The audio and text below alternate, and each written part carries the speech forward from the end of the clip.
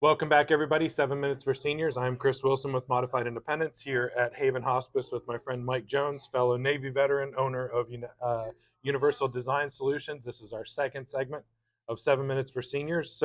Um, Yesterday we learned all about you, a little bit about you, right? A little bit about the business. So, tell us, how exactly does Universal Design Solutions help seniors? So we help seniors in a number of ways. One, similar to what Chris does, we can come in and do an assessment. The big difference is Chris does it from very medical, OT type of perspective.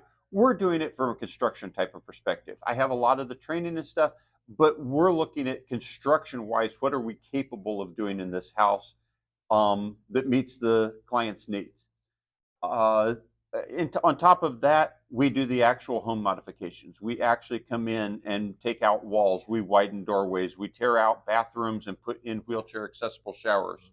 We can put in home medical equipment to help people be safer in their house, whether that be a stair lift, a home elevator, a wheelchair lift, a ramp system, um, toilet lifts, all of the kinds of stuff that you find and need in homes as people start getting older.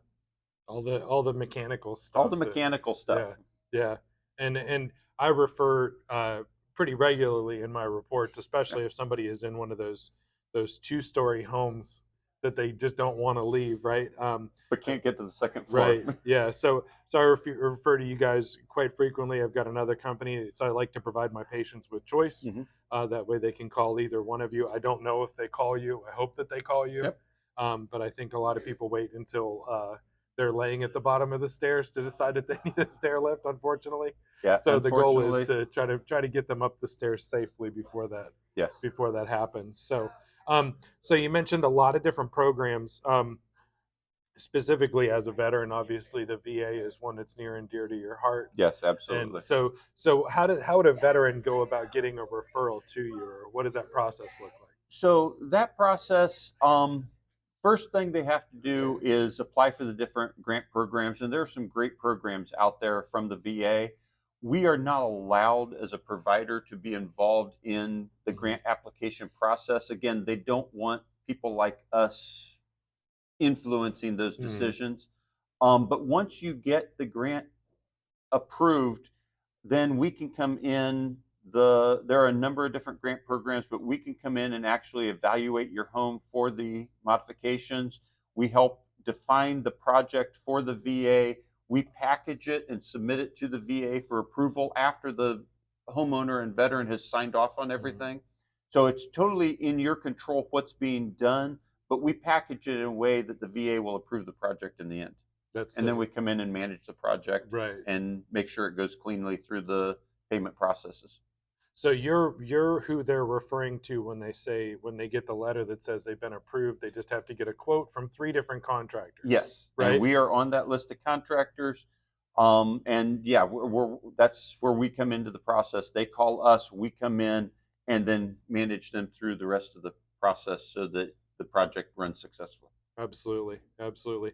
And that's very it's invaluable, especially here in Jacksonville. There's so many veterans There here, are. and I mean, I on a daily basis, if I go into three homes, one of those three homes is not aware that they actually qualify for VA benefits, Yes, and it's frustrating. and unfortunately, the benefits you're eligible for are not always widely communicated.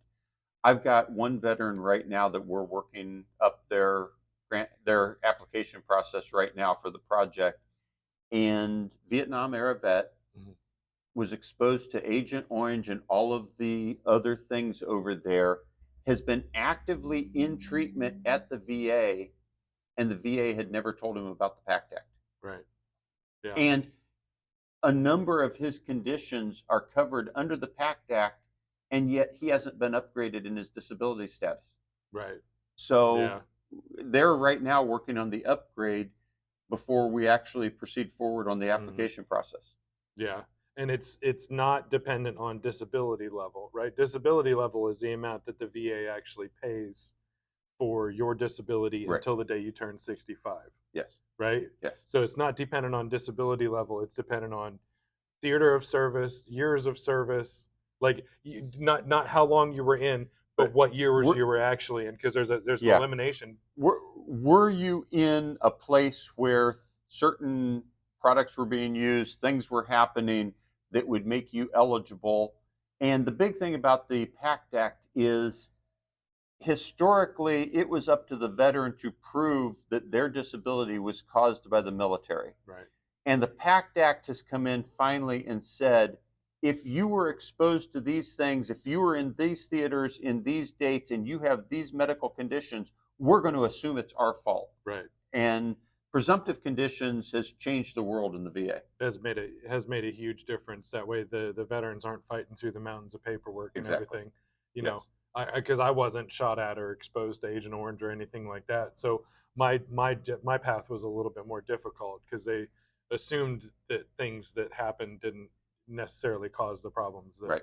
Yes. unfortunately the X-rays did show. So you know, it just took 22 years to convince them of those things. But Exactly.